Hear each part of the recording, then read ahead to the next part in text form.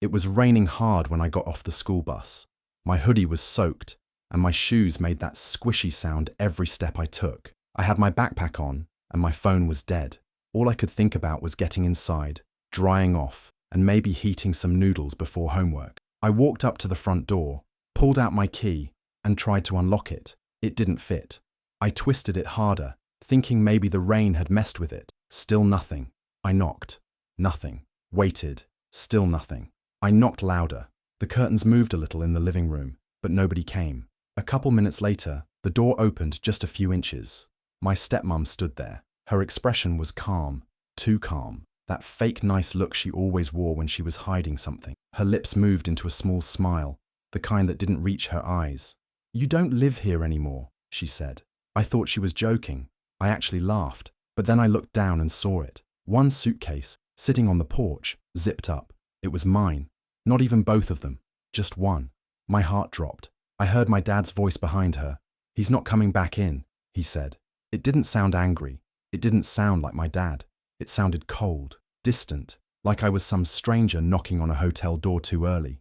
Then she shut the door, without saying another word. I stood there for a minute. The rain didn't let up.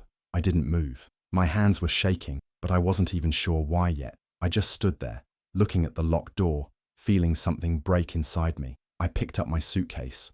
It wasn't even packed right, just clothes shoved in. No charger, no toothbrush. I had nowhere to go. My phone was dead. I was soaked, and I was still trying to figure out if this was real. Then it hit me. They thought I was helpless. They thought I'd go away quietly, disappear, maybe crash on a couch and never come back. But they forgot something. Something I never mentioned, not even once. I own part of this house. Not because I paid for it, not because they gave it to me, but because my grandfather left it to me in his will. Legally, I'm on the title. My name is on it. They changed the lock, but they didn't change the facts. They thought they could erase me, but they were wrong. And they were going to find out just how wrong very, very soon. 3 years ago, everything felt normal. My dad and I used to eat dinner together, watch old action movies, and joke around. Things were simple. That changed after Robin moved in. At first, she was sweet. She brought cookies, smiled a lot, called me kiddo, but it didn't last. Little things started to happen. At dinner, there would only be 2 plates. One for her, one for my dad. I'd have to make my own food, even though I lived there. She said it was because I was picky, but I wasn't. Then my laundry started going missing. She said she was trying to help, but must have forgotten to put it back. My favorite hoodie disappeared one day. I asked about it, and she said maybe I left it at school. I never did. She started saying things to my dad when I wasn't in the room. I could hear whispers through the walls.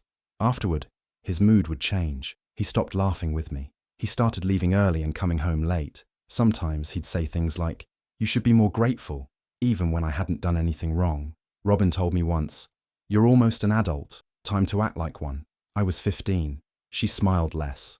Her tone got sharp. Not loud, just sharp enough to cut. If I asked for anything, a ride, money for school stuff, she'd make a comment like, "We're not made of money," even though they bought new furniture that month. If I left a plate in the sink, she'd act like I destroyed the kitchen. But when her nephew visited and made a mess, she just laughed. The house started feeling smaller.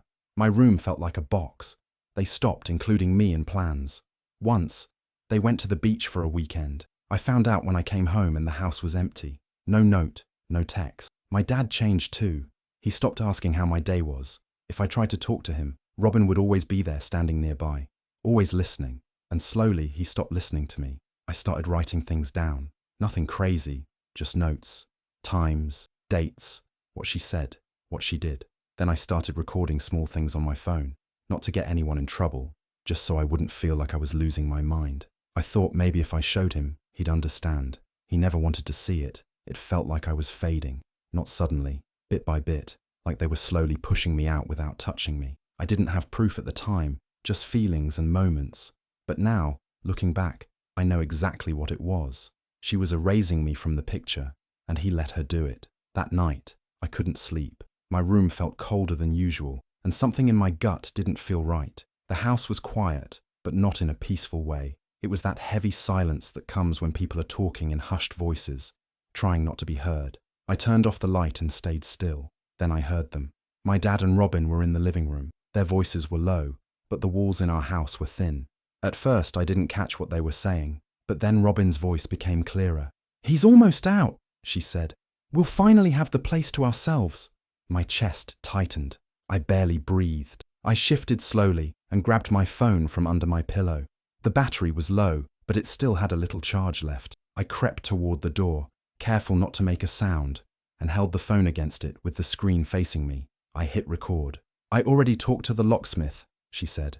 "We'll get the locks changed the same day. He'll be out and won't even be able to get back in." There was a pause. My dad didn't argue. He didn't ask questions. He just said, "Good. We'll finally be able to fix this place up. Get rid of his mess." Robin laughed a little. "It'll be like he was never here." I stood frozen, the phone still pressed to the wood. My hand was shaking. My mind went blank. It was like my body knew what was happening before my brain did. They weren't just talking about sending me somewhere for a break or giving me tough love. They were wiping me out of their lives, on purpose. Like I didn't belong, like I never had. After a while, the voices faded. The hallway light turned off. Their door closed. I didn't sleep that night. I sat on my bed in the dark with the phone in my hand. I listened to the recording once, then again. The words didn't sound real, but they were. I didn't cry. I didn't yell. I just sat there, heart pounding, trying to make sense of it. I didn't know what I was going to do yet, but I knew I had to keep that recording safe. It wasn't just proof. It was the truth. A truth they had tried to hide in whispers. They didn't think I'd hear, but I did. I didn't know where to go, but I remembered Devon. We'd been friends since middle school. I didn't even think. I just walked to their place. It was dark when I got there. My suitcase was heavy, my clothes still damp. I stood on the porch, unsure if I should knock, but I did. Devon opened the door, looked at me for 2 seconds, then pulled me inside. No questions, no weird looks. Just, "You hungry?" That one word nearly broke me. I nodded, even though I wasn't. Devon's mom came into the kitchen. She looked at me, then at my suitcase. She didn't ask anything either. She just pointed to the living room and said, "Couch is yours." That couch became my whole world.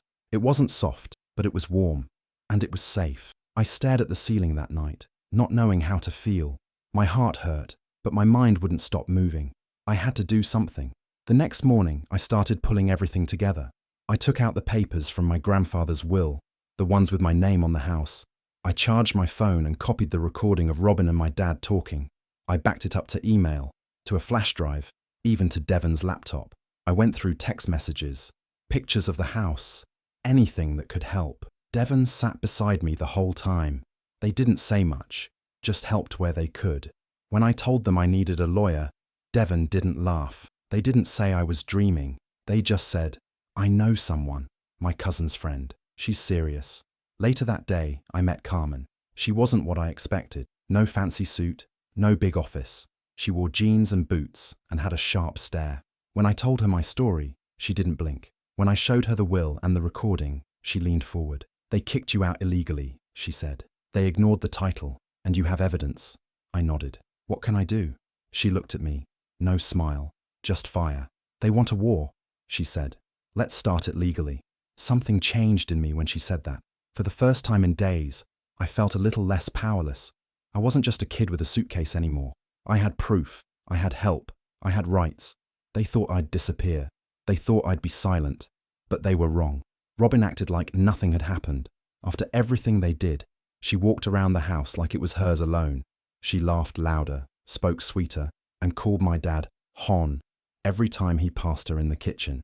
They painted one of the walls, put up new curtains, changed the lights in the hallway. It was like I'd never lived there. I heard from Devon that Robin had told some neighbours I left for college early, that I was off on a new path. She made it sound like I chose to leave, like I just packed up and walked out with a smile on my face. My chest burned when I heard that. I couldn't let them keep lying, not to everyone, not to themselves. So I sat down in Devon's living room and told the whole story on video. Devon held the phone. I spoke directly, clearly. No shouting, just the facts. What happened the day they locked me out? What I overheard through my bedroom door? What my grandfather left me? I even read parts of the will out loud. Devon helped me burn it to DVDs and copy it to USB drives. We mailed copies to people who mattered. My school counsellor, my grandfather's lawyer, a housing advocate group, and one local newspaper editor who knew my grandfather. Then we waited. At first, It was quiet. A few days passed with nothing but heavy thoughts, and Devon's mum asking if I'd eaten. But then the lawyer called. She said, "You just dropped a bomb." She told me the editor had watched the video. He reached out to ask questions, and she confirmed the will and the property records. The story was already in motion. People who knew my grandfather started to hear about it. A few of them called Carmen, the lawyer. One of them was furious, said my grandfather would be sick if he knew what they did to me. Robin and my dad had no idea it was coming. Carmen filed the first motion. She told them they had 7 days to respond. I pictured Robin sipping tea in the kitchen, maybe rearranging throw pillows, totally unaware that her world was about to crack open. This wasn't revenge, it was the first step to justice. They left me on a rainy porch like I didn't matter, like I was just someone passing through. But I never passed through that house. I grew up there. I ate, slept, cried, laughed. My name wasn't just on school papers, it was on the house deed. They didn't know the storm was already here. It was early morning when it happened. The process server arrived right on time. 9:47 a.m. sharp. Carmen had told me the exact minute the papers would land in their hands. I didn't ask how she knew that. She always knew everything. Devon and I were sitting in the kitchen. I was drinking tea I didn't want. My hands were tight around the cup. I kept glancing at the clock, counting down. When the moment passed, I didn't cheer. I didn't smile. I just breathed. Later, Carmen called to confirm. "They've been served," she said. "It's official now. The papers said it all. I was suing for a forced sale of the house and for breach of trust. The details were clear. They kicked out someone who legally owned part of the home. They made decisions behind my back. They changed the locks. All of that was now on record. It didn't take long for people around them to notice. Their street wasn't big. Neighbors talked. One of them, an older man who used to talk to my grandfather, called Carmen's office, said he was not surprised. I didn't hear anything from Robin, but I got a message from my dad. It was a text. Just one word. Why? That word hit harder than I expected. He hadn't called, hadn't asked if I was safe. Just that word, like I owed him something, like I'd done something wrong. I stared at the screen for a long time before putting the phone down. I didn't write back. Carmen moved quickly. The judge gave us a court date. It wasn't far off. Robin didn't waste time either. She found a lawyer almost immediately. Carmen looked him up and rolled her eyes. "TV lawyer," she said. "Loud tie, weak arguments." He showed up with a smile too wide and shoes too shiny. Robin sat beside him, wearing something she probably thought looked innocent. But Carmen was ready. She had facts. She had paperwork. She had my voice on that recording. The judge listened. He didn't interrupt much, just nodded, asked a few questions, and kept his face still. But I saw something change when Carmen played the audio. The room went quiet. Robin didn't look at me. My dad stared at the table. The court wasn't fooled, not by Robin's lawyer, not by her calm voice or soft eyes. The judge didn't say much that day, but I could tell. We weren't losing, not even close, and this was just the beginning. I didn't own a suit. I didn't even have dress shoes. Devon lent me a button-up shirt, and their cousin gave me a pair of black pants that were a little too long. Carmen told me it didn't matter what I wore, as long as I stood straight and spoke clearly. That was all I focused on as I walked into the courtroom. The room was quiet, cold, with polished floors and tall windows. Robin was already there. She looked like she had planned her outfit for days. Soft colours, clean hair, that same fake look she always wore when she wanted to appear kind. My dad sat next to her. His face didn't show anything. No anger, no guilt, just empty. I didn't sit near them. When the judge entered, everyone stood. Then we sat, and everything moved fast. Carmen did most of the talking. She laid out the facts clearly. She showed the will, pointed to my name on the deed, and explained how I had been removed from my own home without any legal process. Robin's lawyer tried to change the story. He called it a misunderstanding, said they thought I had moved out by choice, that I had no interest in the house. He smiled a lot, tried to make it sound like this whole thing was just a big mix-up between family members. But then Carmen played the recording. Robin's voice filled the room. Her words were sharp. My dad's agreement was clear. The room stayed silent. The judge didn't move. Robin didn't cry. Not then. She just shifted in her seat. Her lawyer looked down. After the audio stopped, no one spoke for a moment. The judge leaned forward. His voice was calm, but firm. He said they had two choices. Either buy out my part of the house at full market value, or move out and agree to a sale. They had 30 days. Robin's mouth opened like she wanted to argue, but the judge had already moved on. My dad still wouldn't look at me. I waited, hoping for something. A word, even a glance, nothing. When we walked out of that courtroom, Carmen turned to me and said, "They thought you had nothing, but you walked in here with everything." I didn't feel happy. Not yet, but I felt steady. They had taken their shot. They tried to erase me. Now I held the pen. The front door looked the same as always. Same dull colour. Same small chip near the bottom that had been there for years. I stood on the porch for a second, then knocked. Carmen was with me. She said I didn't have to go alone, but I wanted to. Robin opened the door. Her face was tight. She didn't say hello. She just moved aside. I walked in without looking at her. The house still smelled like lemon floor polish. The air was cold, like no one had opened a window in days. It was quiet, except for the sound of my own footsteps. I looked around. They had changed some things. New rug in the hallway, different pictures on the wall. But it was still the same house underneath. My dad stood in the living room. He looked older somehow. His hands were in his pockets. When he opened his mouth to say something, I didn't stop walking. I didn't want to hear whatever it was. Not now. I walked down the hall to the room that used to be mine. The door was halfway open. I pushed it gently and stepped inside. The room was empty. No bed, no desk, no shelves. Just bare walls and a quiet echo. The floor still had a faint scuff from where my chair used to roll back and forth. I looked at it for a long time. The window was shut, the curtains gone. The closet doors were open. Not a single thing of mine was left. It looked like no one had ever lived there, but I had, for years. Robin stood behind me in the hallway, watching, not saying a word. I walked into the center of the room. I turned slowly, taking it all in.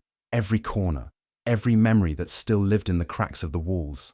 Then I turned to face the hallway. 30 days, I said. Robin's face twitched, like she wanted to argue, but she didn't. My dad didn't come down the hall. He stayed where he was. I didn't need to see anything else. The walk through was done. Carmen nodded at me, and we headed back down the hall. No one followed us. As I stepped outside, I didn't look back. There was nothing there for me anymore. Not the room, not the kitchen, not the people inside. But they had 30 days. And this time, I was the one counting. The papers were signed. The house was sold. It was done. I got my part of the money more than I expected. It was enough to breathe, to not worry for a while. I didn't buy anything fancy. I found a small apartment on a quiet street. It had one bedroom, a tiny kitchen, and windows that let in sunlight in the morning. I bought my own groceries. I made my own meals. I paid my own bills. It felt strange at first, but it was mine. I signed up for school again. Same classes, new place. No one knew my story. I liked it that way. I could be quiet, watch people, take notes, and keep to myself. Some nights the memories hit me hard. What they did, how fast it all changed. I didn't forgive them. Not yet. Maybe not ever. But I didn't feel broken anymore. There was one thing I kept though. That old house key. The one they thought didn't work. What they never knew was, before they changed the locks, I made a copy. I didn't use it. I never planned to. I just kept it, tucked in the back of a drawer. It reminded me of something important. They tried to shut me out, but they forgot. Nothing stays locked forever. Not a door. Not the truth. Not me. Do you think she made the right move after getting kicked out and locked out of her own home? Or should she have tried to fix things? Let me know what you think in the comments. I'm really curious to hear your opinion. And if you want more stories like this, make sure to subscribe and hit the notification bell so you don't miss out.